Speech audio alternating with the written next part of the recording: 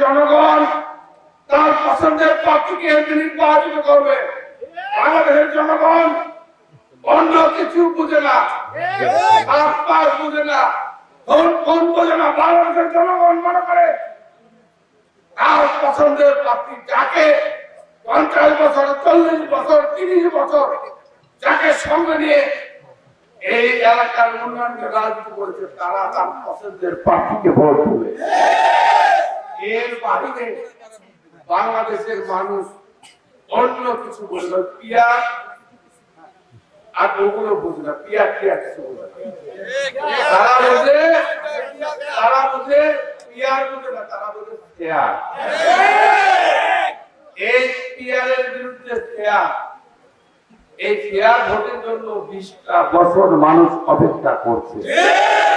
আমরা চাই পেয়ার পদ্ধতি, পেয়ার নির্বাচন, যে নির্বাচনে বাংলাদেশের জনগণ তার পছন্দের প্রার্থীকে ভোট দিয়ে নির্বাচিত করবে, সেই পেয়ার নির্বাচন আমরা অপেক্ষা করছি।